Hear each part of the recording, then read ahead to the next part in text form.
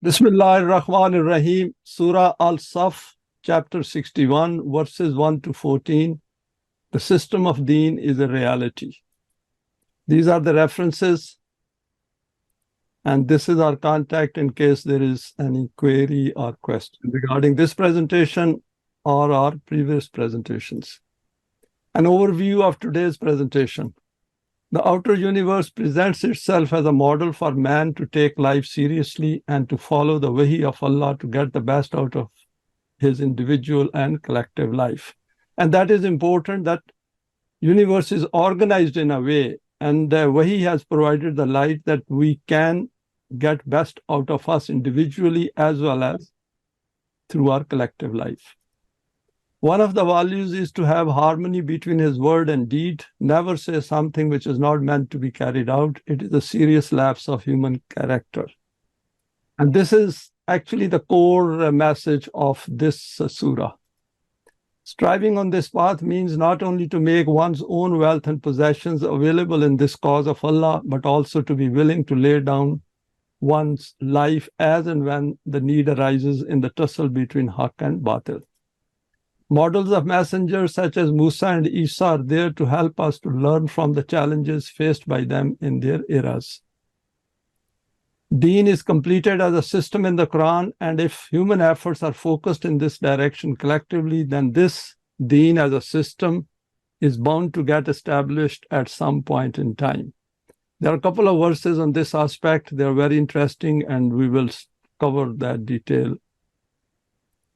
Allah invites Momineen to carry out those responsibilities which the Quran has related to him, and in this way we not only understand the purpose of human creation, but also bring out all those latent potentials which are meant to be manifested during the course of living this life of ours. First verse of today's presentation and surah as well, 61:1. Everything in the universe is carrying out its assigned task as per Mashiach of Allah.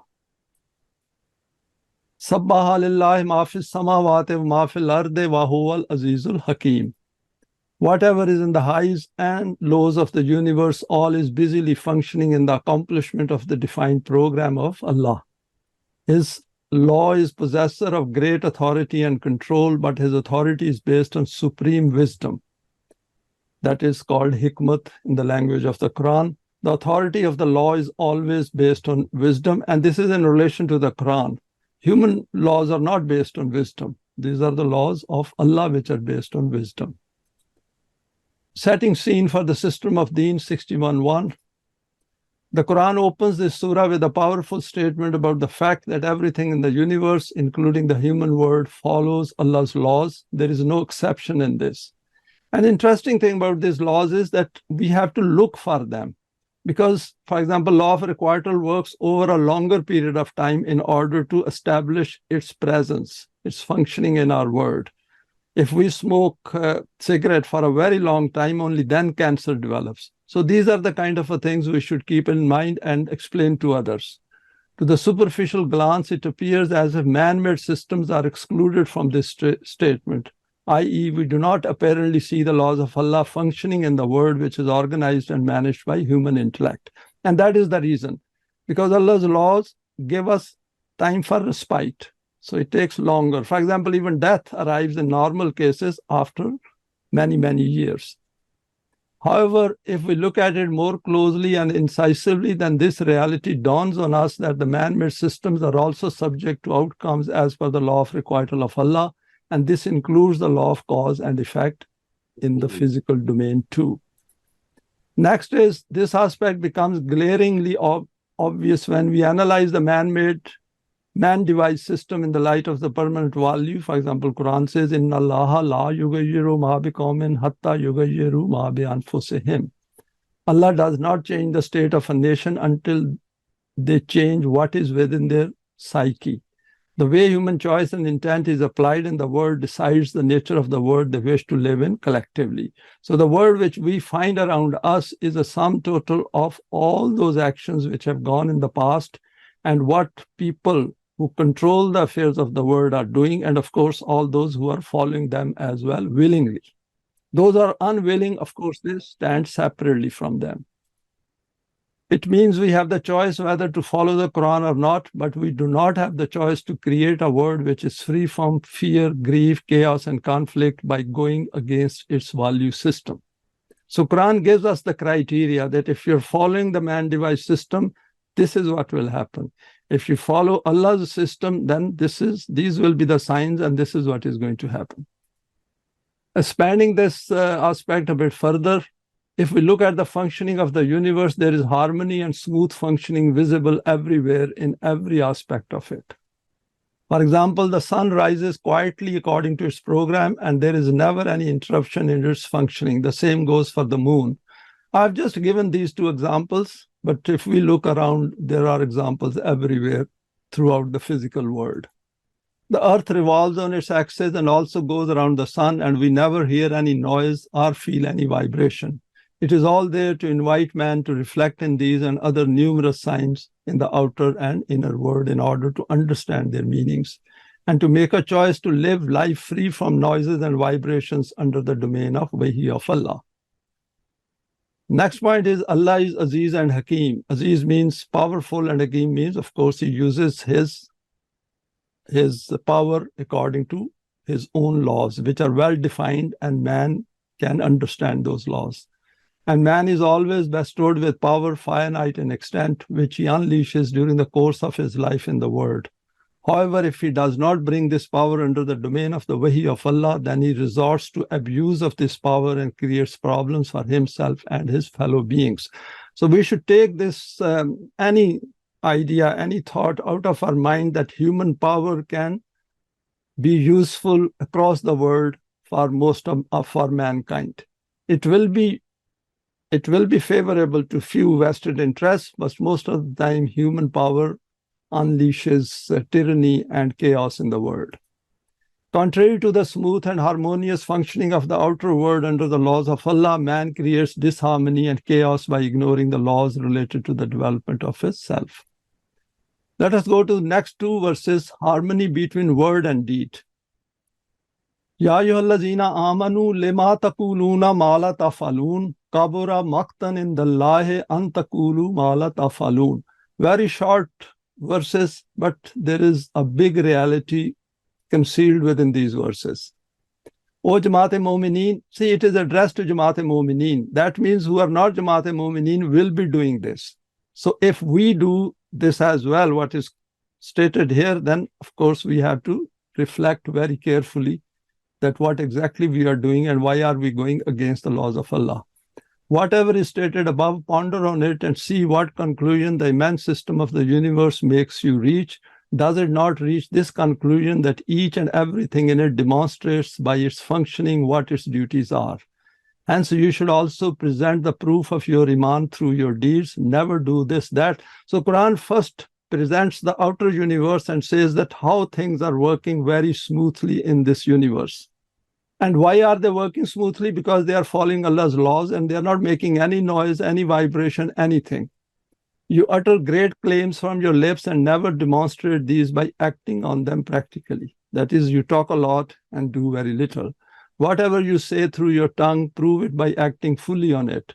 Harmony between word and deed is the proof of the truth of the claim to Eimaan.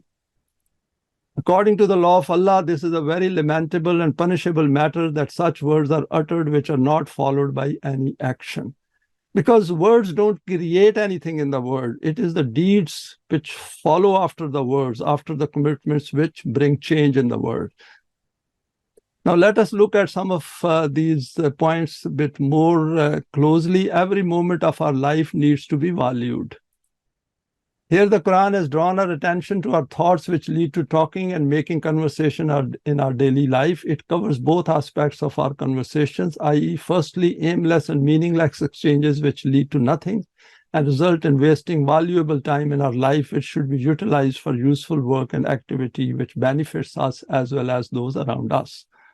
Recognition of this aspect will help bring a change in our thinking, because if we do not accept the negative side of this waste of time, then how are we going to act on the second aspect? So that is important. If we think that by talking a lot in aimless and meaningless conversations, it doesn't affect our psyche, then we are sadly mistaken. Over here, Quran is saying that it affects your psyche, and as a result, it slows you down, because that tendency to waste time in life is promoted, and you get a proclivity of talking more and more, and also like gossip and other useless social activity. So there is a lot of interconnection with other aspects of our life if we waste time in these things. Secondly, our words as human beings carry importance, and we are accountable for them in relation to our psyche and its development. And this is part of the functioning of the law of requital. Wasting time on useless talk means that we do not understand the significance of the finite time available to us in this life, and each wasted moment is a loss to the development of the self. Next point is the society in which there is a great deal of talk while the problems keep multiplying. The Quran declares it to be consigned to hellfire, and its glaring cause and sign is وَكُنَّا نَخُوضُ مَعَ الْخَائِضِينَ. And we should look at these verses and this verse and the verses prior to this, and we will understand that what Quran is saying. We used to talk vanities with vain talkers. We can witness this in the word of 2023.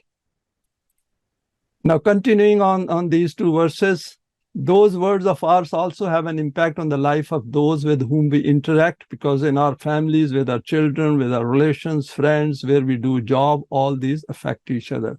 And if we make a commitment and then do not fulfill it, then over and above wasting time, we also create imbalances in society. For example, this creates mutual mistrust and encourages others on whom we have influence to not fulfill their commitments. There's an important effect on our psyche as well as on the psyche of others. If a commitment is not fulfilled, the other person may not be in a position to inquire about it. That means the delay will cause him anxiety and may even lead to breeding mistrust. Any commitment made with anyone creates a perceived expectation, and this affects the human psyche. This expectation stays in place until such a time that the commitment is fulfilled. Another important point is that it does not mean that we remain quiet and do not do any deed as far as possible. Not at all. Deeds need to be carried out so that our self develops. As the Quran states, لِتُجْزَى كُلُّ نَفْسٍ بِمَا كَسَبَتْ. No deeds, no self-development. It is that simple. Because if we keep talking and do nothing and do not follow what we say, or we do not stop involving ourselves into meaningless conversations, then ourselves will not develop, and we will waste very valuable time of our life. The law of requital helps us to make the right choices, and the more deeds we do on this path, the more we develop. Let us go to the next verse, 61:4. Being prepared to lay down life is part of the deal for deen. Inna Allaha yuhibbul lazina yuqatiluna fi sabilihi saffan ka'annahum bunyanun marsusun. Allah does not approve of those people who engage in empty talk. He approves of those who come out when required into the battlefield, fully prepared for the establishment and strengthening of the deens of the divine system, and then fight firmly in columns, as if they are a wall which has been strengthened by molten steel. Pursuit of deen should be taken seriously. This verse defines the upper limit of striving in the path of Allah, which is being ready and willing to sacrifice even our life for this cause of Allah. However, the condition which is outlined is to do this as part of a jamaat, i.e. coming together. Yuqatiluna fi sabilihi saffan, in ranks and files.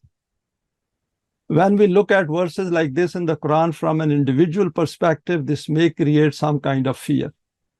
Wherever there is a fear of our life, or loss of our life, there is bound to be a fear. But over here, what Quran is saying is that by coming together, you will be able to counter it. And secondly, by coming together, the signs will appear in your life that yourself is developing. So it is not a one-day step. It is a step. It is something we have to do for the rest of our life till the time we leave this world. However, if we reflect on these a bit more closely, this is part of the procedure and process of forming a jamaat together as Momineen, which leads to acquiring a new self, which acquires this new psyche through chronic teaching and training and clearly perceives the assurance of the hereafter. The creation of fear is connected to the unknown. Something which is well known based on knowledge produces confidence and the assurance of success. Wherever success is assured, 100% fear totally disappears. So the path of the Quran that is striving on this path is 100% success, because this is the path, or this is that level of self-development which goes through our physical death. So this is not something which is otherworldly. This is part of our living right in this world. We have seen that hypocrisy creates uncertainty and fear because of following the wrong path. And if this path is changed through Eimaan and Saleh deeds, then such people can become an integral part of the system of Deen, inwardly as well as outwardly. Let us go to the next verse, 61:5. Learn from historical accounts. وَإِذْ قَالَ مُوسَى لِقَوْمِهِ يَا قَوْمِ لِمَا تُؤْذُونَنِي وَقَدْ تَعْلَمُونَ أَنِّي رَسُولُ اللَّهِ عَلَيْكُمْ فَلَمَّا زَاغُوا أَزَغَ اللَّهُ قُلُوبَهُمْ وَاللَّهُ لَا يَهْدِي الْقَوْمَ الْفَاسِقِينَ. This was the condition of the people of Musa, who engaged a great deal in vain talk, and at the time of action would start to make excuses, and in this way used to become troublesome for their messenger. Therefore, these were the circumstances in which Musa used to say to them that, why do you continue to be a cause for trouble and anxiety for me, even though you know that I am the messenger of Allah sent to you? Hence, the path on which I am directing you is the one proposed by Allah and is for your own benefit. But despite this, they did not refrain from their wrong path. When they continued to tread crookedly, then the consequence was that according to the law of requital of Allah, their intellect and reasoning also became twisted. Just see, if the thinking changes, our outlook changes. And that is an important thing to which the Quran is pointing here. The law of Allah is that those people who deliberately step in the direction of wrong paths can never reach the intended destination. And this is a very obvious conclusion, that if we follow the wrong path, we can never reach the right destination. Have you seen that when it is stated that Allah turned their hearts away, what is meant by this? That this is the consequence of their own deeds and path. Whatever the kind of path, the same kind of consequence according to the law of Allah. This is what is called the Mashiach of Allah. Quitting the pattern defined by Wahi leads to loss in life. This verse covers important aspects of the human psyche prior to coming towards the guidance of Allah. Those who come to the guidance of Allah assume that others will also become attracted, as they themselves have accepted Eimaan and learnt the benefits of the system of Deen. By quoting this example, the Quran has guided us in this regard. Because the Messenger of Allah, we know his life from the Quran, that before coming to the Wahi of Allah, he went through a number of trials and tribulations in his life. And when he guided his people and they came out of the slavery of Pharaoh, then they also wanted to revert back to the previous ways. This is to what the Quran is drawing our attention. Musa and Harun were fully convinced of the Wahi of Allah. However, Bani Israel had remained under the subjugation of the pharaohs of Egypt for a very long time, and they had acquired the outlook of slaves in which people just obey their masters, accepting it to be a fait accompli. Because slaves think this is the way life is, and their children also are brought up in the same environment, and their psyche becomes the same. So they need horrendous amount of education and training and continuous motivation, and think that nothing can be done against it. Musa arrived and informed them that there is a better way to live life, and he revived the message of Wahi, which they had forgotten, with renewed Wahi from Allah. Some did accept this, and the Quran says that it was those among the youth who started to think rationally about the permanent values. And we have covered part of these things previously in our presentations, where youth were the ones who then responded to the message of Wahi. However, most did not accept it in their hearts, hence they continuously complained and caused distress to the messenger. And see, this complaining is also covered under this meaningless conversation business. That when we say something, we should be very careful in what we say and how it impacts on others, and it impacts on our own psyche. Any frustrated talk which is not based on facts, frustrated talk means that it is not based on facts, it is some kind of a concoction of our own, will always slow us down, will also always put doubts in our own heart and mind. The verse states the permanent value at the end, that La yahdil qawm al-fasiqeen, those who are fasiqun can never get guidance as they decide not to seek it. That is, they fall outside the pattern of the Wahi of Allah. Let us go to the next verse, 61:6, continuation of Wahi of Allah culminating in the final book of guidance, the Quran. وَإِذْ قَالَ عِيسَى ابْنُ مَرْيَمَ يَا بَنِي إِسْرَائِيلَ إِنِّي رَسُولُ اللَّهِ عَلَيْكُمْ مُصَدِّقًا لِمَا بَيْنَ يَدَيَّ مِنَ التَّوْرَاةِ وَمُبَشِّرًا بِرَسُولٍ يَأْتِي مِن بَعْدِي اسْمُهُ أَحْمَدُ فَلَمَّا جَاءَهُم بِالْبَيِّنَاتِ قَالُوا هَٰذَا سِحْرٌ مُبِينٌ. This was that nation of Bani Israel to whom their last Nabi Isa ibn Maryam had said that I am sent to you as the messenger of Allah, and whatever had come to you in the Torah, that is the previous books, I have come to demonstrate its truth. And I also give you glad tidings of another Nabi of Allah who will come after me. His name will be Ahmad. But that Bani Israel which remained as a trouble for Musa himself and who did to Isa that which is well known, how could they have accepted Eimaan easily on this messenger to come? And remember, Bani Israel were also people of the book when Hazrat Isa came to them. And it becomes very difficult for people of the book to accept something which they think that they are on the right path. Therefore, when the messenger too has come now arrived and has brought clear laws with him, they say that this is not the way of Allah, this is a clear lie which he has concocted himself. Expanding on this verse, keeping in mind the historical context is important in the dissemination of the Quran. This verse has an important aspect about a prophecy about the arrival of the last messenger of Allah, who is referred to here with the name of Ahmad. This is an attribute, i.e. one who carries out the Hamd of Allah. And that is an important point. The question over here is not that Ahmad was his name. The question over here is what he did, what he accomplished by following the Quran. And if we know that Quran says, Alhamdulillah Rabbil Alameen, that Hamd is for the Rabb of all the time and all the words, which means that if you go through this Quran, then you will be able to understand the connotation of Hamd. Hamd is not some kind of a praising of Allah. Allah doesn't need our praises. What it means is that we have to come to appreciate after the establishment of the Deen that what Allah has stated in the Quran is truth and it is for our own good. And this aspect is covered in detail in the meanings of the Quran, Volume 1. Since all messengers brought the same Wahi with the same permanent values, hence they all confirmed the consistency and uniformity of the guidance of Allah to mankind. Here the example of the messenger Isa is quoted with reference to Bani Israel. He came to them and confirmed the guidance in the Torah which was in line with the Wahi of Allah and pointed to that tampering which was the product of the religion invented by the priesthood of that era. Same tampering through concocting of ahadith took place in Islam. The Quran remains preserved and protected by Allah Himself. That is, the original text of the Quran remains preserved and protected, and that is a great blessing for us because we can always go back to the source and benefit. This obviously was very objectionable to these people as it impacted their religious commerce. They were not interested in the news of the messenger arriving later, as they were not interested in the Wahi brought by the messenger Isa even at that time, and who himself was present among them. Hence they declared his message to be a lie.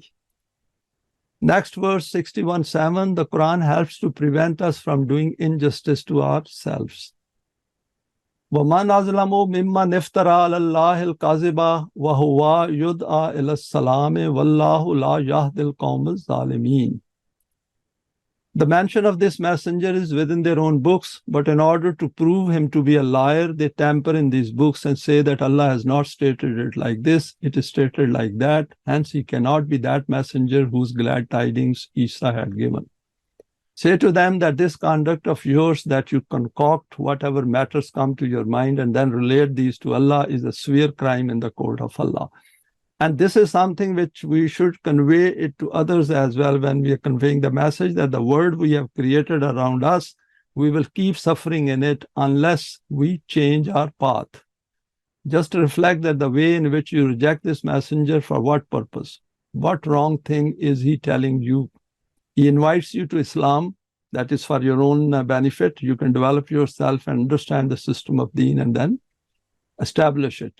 i.e. to that deen which the Anbiya of Bani Israel used to present, but which has not remained with you now in its original shape. Remember, those people whose conduct is such that they simply do not let anything remain in its correct place, which is called zulm, the correct path of life never opens before them. If people do injustice and then at the same time they read the Quran, they can never ever understand the Quran. They have to stop doing injustice first. They have to come to this path seeking truth and should be ready to give up what wrongs they have been doing, even under the man-made system. Because that is important. The psyche has to first understand and free itself from all the burdens of their previous existence. And then the Quran starts making sense and it guides us on towards the system of Deen. Some further reflections on this verse. Continuing from the previous verse, here the Quran refers to the human psyche of that time and also for all times for our guidance.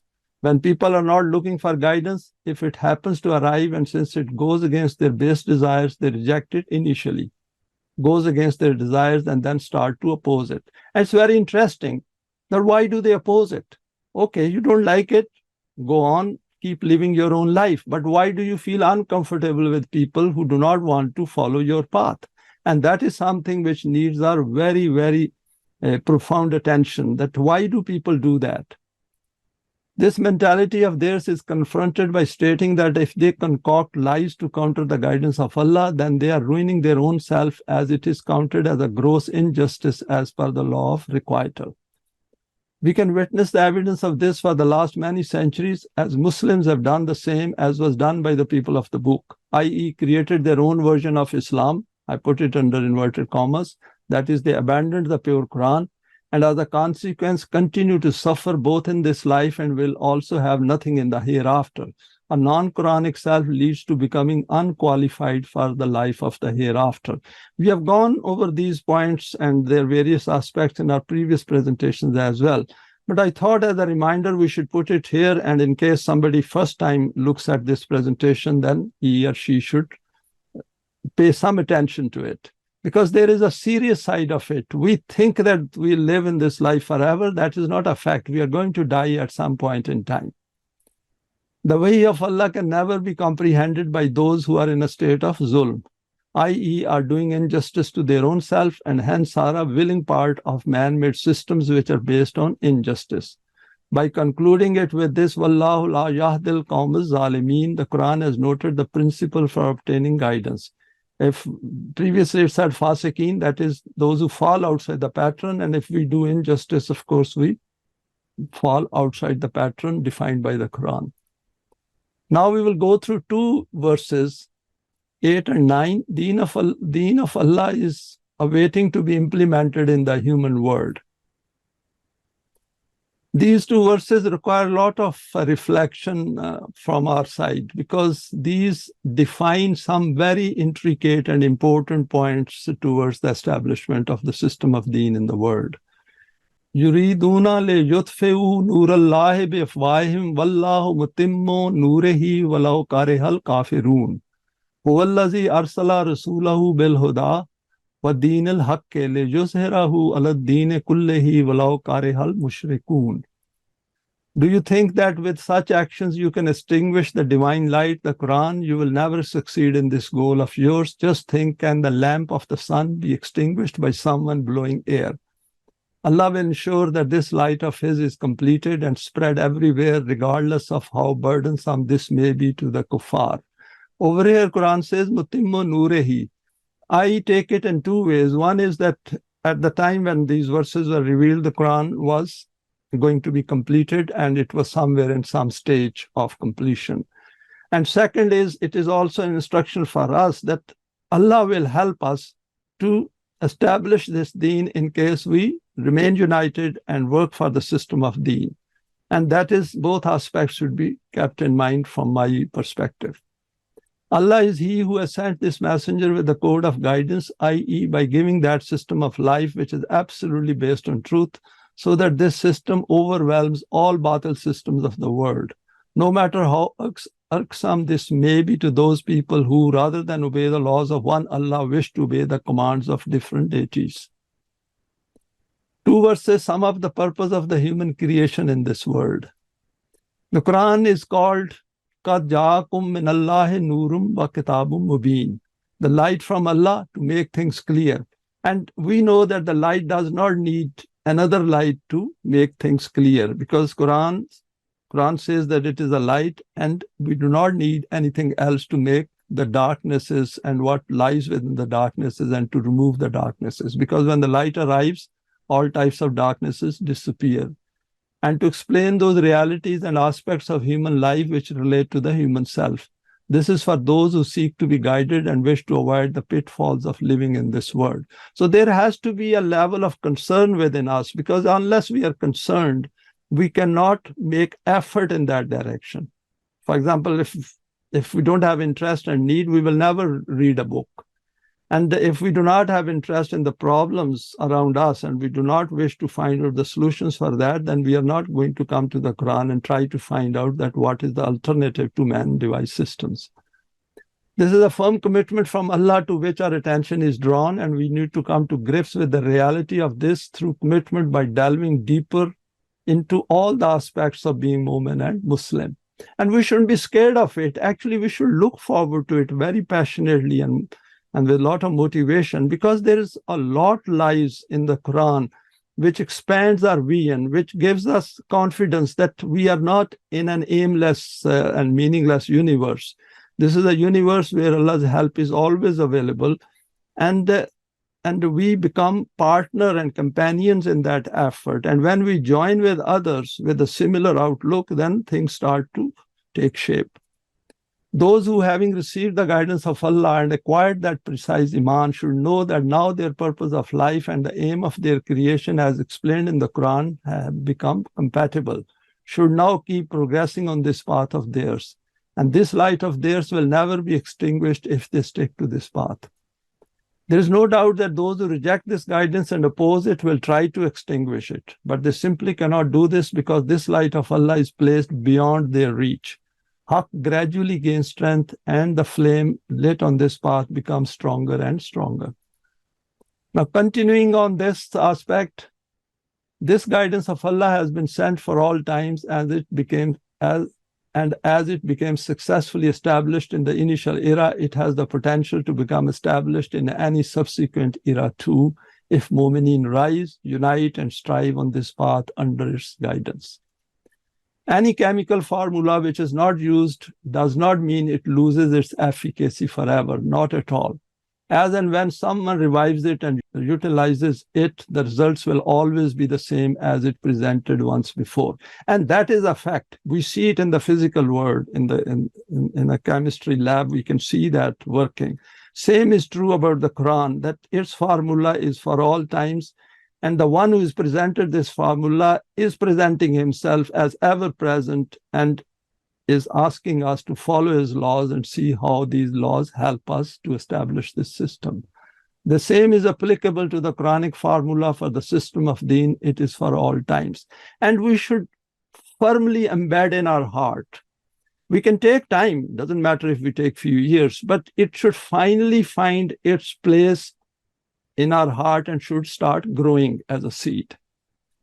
Here another reality is presented before us when Allah stated a fact which is going to be enacted at some point in time, لِيُظْهِرَهُ عَلَى الدِّينِ كُلِّهِ, that it will overwhelm all systems, man-made systems in the world. And if this is a fact, and if we can see this fact clearly, then that will solve our problem and we will become very steadfast and firm-footed. This Deen of Haqq will become established, and it is going to be through the hands of the Momineen. The issue to remember is that this system will arrive to solve human problems created by man-devised systems and will relieve mankind from fear and grief in which they live. Obviously, if I like fear and grief in which I'm living and I like the chaos and conflict around me, then I'm not going to work for this system. And all the verses in the Quran related to the system of Deen will never make any sense to me. But if I am myself not happy with the fear and grief, and I can palpably feel it, and I also see the chaos and conflict in the world, and if I have a pain and ache in my heart for other fellow human beings who are exploited across the world, then this system is for us. Then this solution is for us. And then we should try to follow this path with full efforts of ours, and then see how the changes take place within our own self and in the selves of those who come together with us. The procedure for this is explained in detail in the Quran, and we have gone through some salient features of this and can relate these to the world in which we reside in 2023. What is noted over here is in 2023, we should look around and then see that how the Quran relates to these aspects through its message. And if somebody is reading, let's say in 21-23, and by then Deen is established, at least they will know that what kind of a world we were living in the past. 61:10, doing business with Allah as a shareholder. Ya ayyuhallazina amanu hal adullukum ala tijaratin tunjikum min azabin alim. A short verse with a word of facts hidden in it, and there is a lot for human psyche in this verse. O Jamaat Momineen, come and I will tell you about a supreme principle of life. See how Allah is motivating us, those who have come to this path, how it is motivating that come and join me and see that how by sharing in His business, things will change in your world. Every individual in the world wishes to enter into such a business in which he earns benefit. No individual wishes to abandon his interest. The individual who does not look after his profit and loss is called insane. The requirement of being rational is that man should look after his interest. So Quran wants us to look after our interests, but those interests should be defined within the guidance of Allah. This is a good thing. This is the demand of the human instinct of self-preservation. But you also witness that man also enters into those transactions in which he suffers loss rather than profit. This is because he could not assess accurately about that transaction. Now just think that if you could find out about such a transaction in which there is never any loss, then how good this news will be. That is, by following this path, Quran is saying that you will 100% benefit. There is no question of loss. Because the whole thing is at the level of human self. And physical changes which take place as a consequence of following this path are intrinsically linked to that psyche. Come, let us tell you about such a business in which there is never any possibility of loss, and in this way it will save you from that severe chastisement which is the outcome of a loss in business. 61:10, what it means to do business with Allah as a partner and companion. Now the Quran points to some important aspects of progressing towards the establishment of this system of Deen. The first point to note is that the addressee of Allah here is the Jamaat Momineen, the collective form, not as individuals, because the agreement is made with Momineen as a Jamaat. And we have gone through this verse previously as well of Surah Tawbah, where Momineen make a covenant with Allah by selling their life, that is self, as well as possessions in return for the system of Deen. Note, this issue is also noted in verses 63, 9 to 11, and we have covered it under Surah Munafiqun. Attention is drawn to the business of life in the human world. We know how seriously businessmen take their business enterprises, for example, under the capitalist system. Here Allah is inviting us to join with Him in an important business, i.e. the business of His creation, in which man is the most important employee and also companion as far as this word is concerned. I put down as far as this word is concerned because this is the only word which is in front of us. We can see the business, universe around us, but the proof of life, as far as we are concerned, exists in this word. So we need to confine to this and remain focused. Note an important aspect of the law of requital, i.e. if we decide not to enter into this business with Allah as a partner, then the way in which the human psyche functions divide of Wahi, it will be unable to develop itself.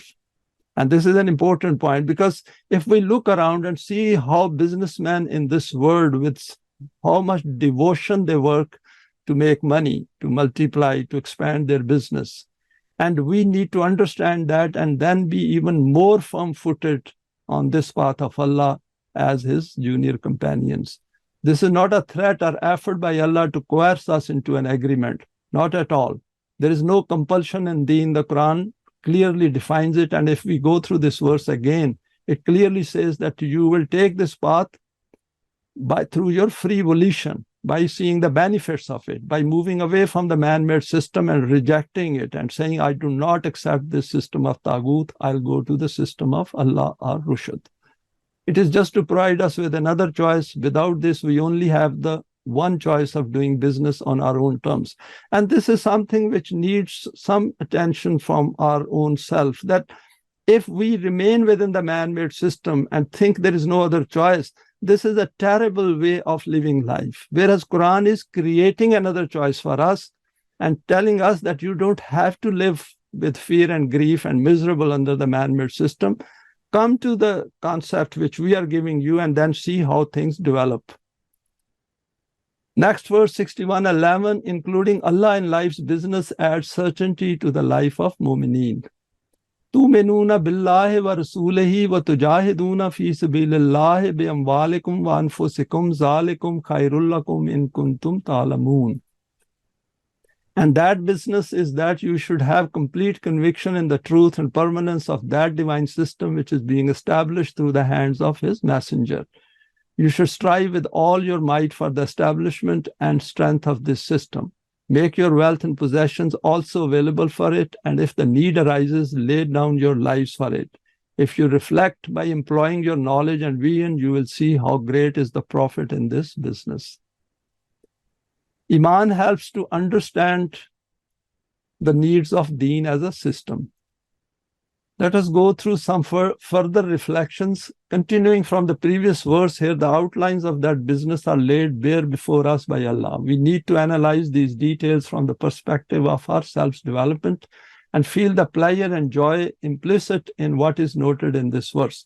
So the important point here is that what Allah is telling us and making us ourselves to convince ourselves on this path is willingly, with pleasure and joy, no compulsion. If there is a compulsion and there is a fear that maybe I want some kind of a swab in the hereafter, then we have to sit down again and again and make an effort.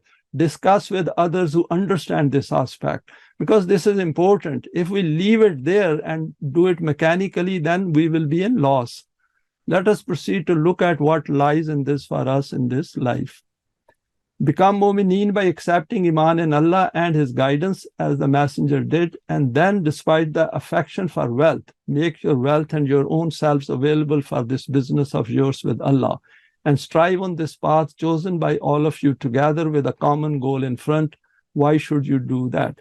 We have seen that Quran emphasizes a lot on making our wealth available. Without making wealth available, we simply cannot understand the Quran, which is related to the system of Deen. It has to be made available on this path.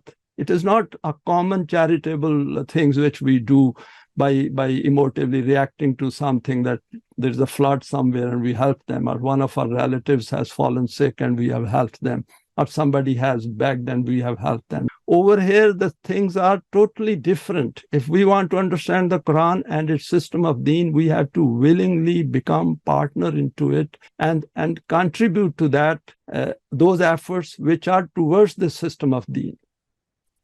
The latent potentials placed within each one of you cannot be brought out under the man-made systems, as these systems simply cannot cater for the needs of human selves. The concept of doing business with Allah as a partner and companion simply does not cross the human mind without the guidance of Wahi.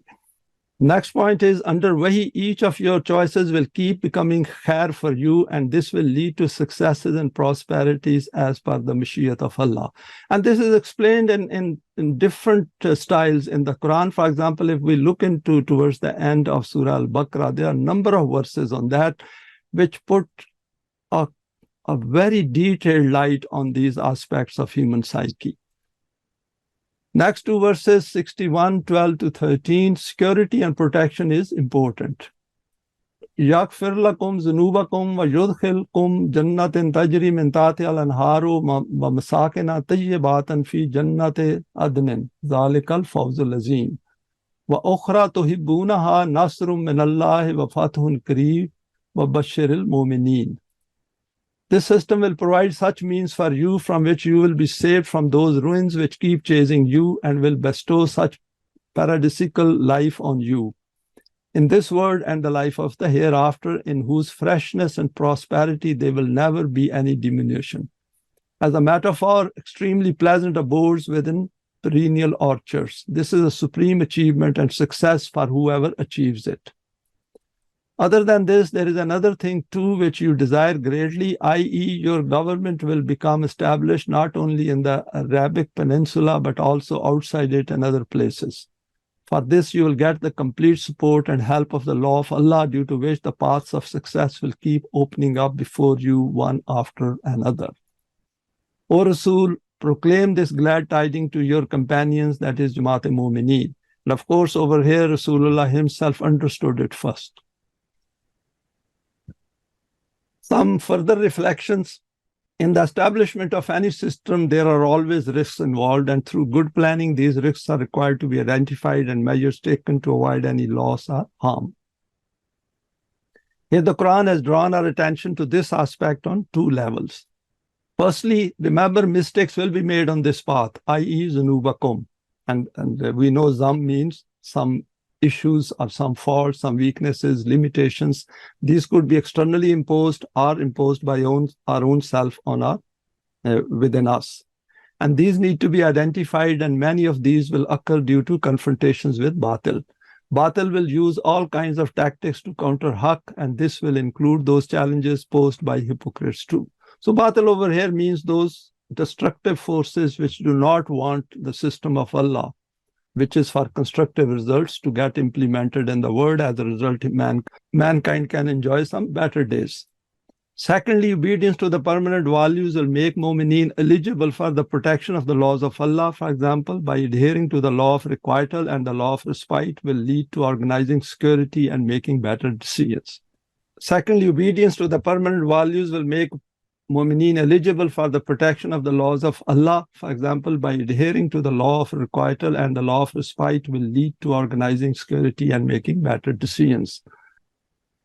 Then the Quran assures Momineen that striving on this path will lead to fulfillment of their wishes, as these meet the criterion of the Quran. The higher and ensured expectation provides motivation and incentive to stay firmly on this path of Allah. So Quran is not asking us that you will expect these changes over a very short period of time. It could take years. In fact, it could take whole of our life if enough people don't join in. But the issue over here is individually as well as collectively that we should stick to this path and keep progressing. 61:14, why Allah needs help of Momineen. Ya ayyuhallazina amanu kunu ansarallahi kama qala Isa ibn Maryama lil hawariyina min ansari ilallahi. Qala al hawariyuna nahnu ansarullahi fa amanat taifatum min bani Israila wa kafarat taifatun fa ayyadna allazina amanu ala aduvvihim fasbahu zahirin. But Allah will not do all this automatically. In the human world, His program becomes accomplished through the companionship of men by their hands. And so Jamaat Momineen become the hands and arms of Allah for the establishment of this system. And this is not some new demand which is being placed on you. Even before this, wherever such efforts were undertaken, these were through human hands themselves. For example, Isa ibn Maryam had also said to his devoted companions that, tell me who among you will become my companion and helper in the establishment of the system of Allah. In response, they said in unison that we are the companions and helpers of Allah in this goal. Remember, Bible paints a totally different picture where, they think that the companions of Isa actually betrayed him. That is not true. It was the outcome of these efforts of theirs that a category of Bani Israel accepted Eimaan in the truth of this system, but the other group became an opponent. When there was a tussle between the two, we helped those people who had Eimaan in this deen against their enemies, and they overwhelmed them. This is what took place at that time. The same will happen now. Among this nation of opposing people, one such people will rise up and will make the program of Allah a success by confronting these opponents of deen. The support and help of the law of Allah will be with this Jamaat. Further reflections, the beginning of this verse is a very forceful statement from Allah addressed to Jamaat Momineen. And I picked this up when I went through this verse few times. Quran says, Ya ayyuhallazina amanu kunu ansar Allah. That, O Jamaat Momineen, who have come together as Momineen, you help Allah because Allah needs your help. And that makes it very clear that in this word, whatever responsibilities Allah has defined in the Quran on His own self, those are to be carried out by Jamaat Momineen.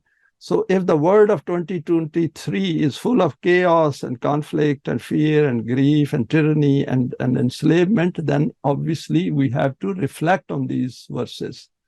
O you who have Eimaan, be helpers of Allah. Why does Allah need the help of Momineen? The purpose of the creation of man possessing choice plus intent is to act as a creator in the world by making choices at every crossroads of his finite life. In the forming of these choices, he is left totally free, but not in terms of the effects of his choices. And that is important. I'm free to make choice whenever I come to a crossroad in life, but I'm not free to get the results of my own choice by following a wrong path. So that is what the Quran is emphasizing again and again. Here the law of requital decides what will be the outcome of every one of his choices. And imagine that if we keep doing good and keep progressing together on this path, and then how much good we are sending forward, and that good, as it keeps multiplying and materializes at some point in future, then suddenly the effects and the results will appear before us. And while proceeding on this, we are also getting clear signs from the Quran of the development of our own self. Man is also shown two paths of life, either to follow his own desires under the guidance of his emotions and intellect and create chaos and conflicts in the world, or to follow the path defined by the Wahi of Allah. With the former choice, he is bound to create problems in the world where he pursues his own vested interests, while with the later choice, he solves all those problems created by following the path of his unbridled desires, emotions, and intellect. Finally, to conclude Surah Al-Saff, then the verse quotes the example of the messenger Eisa and his disciples who carried out tasks as defined by the Wahi of Allah. An interesting point is noted here for our guidance that among Bani Israel of that time, despite claiming to follow the guidance of Allah, some did obey it while others transgressed it. This aspect is also true today as it is related to the trait of choice and intent. Despite reading the Quran, many people do not wish to follow the path presented by it, and in fact, only a minority finds any appeal in its guidance. The Quran then makes it clear that here the question is not about those who decide not to follow it. The issue is the success of those who do decide to strive on this path defined by Wahi of Allah. In the case of the messenger Eisa, he and his companions met with success. We need to ignore here what is noted in the books of Christianity. And that is important, that what is given, for example, in the case of history, of Muslim history as well, which is actually history of Muslims rather than the history of Islam, which took a different turn after the initial era, that we should rely on the Quran because Quran guides us. And Quran has also said, these were the people who have passed away, you will not be asked about them. So we have to start with a clean slate in 2023, or let's say for the last few years. So that is important for us, that what is noted in the Quran, we have to acquire firm belief in it, have Eimaan, and then keep proceeding forward. Those who treaded on Sirat al-Mustaqim, they benefited, and the same is true today. Thanks for your time and for sharing this today. Please feel free to share it with your contacts. You may like to subscribe for future talks related to the Quranic system of Deen.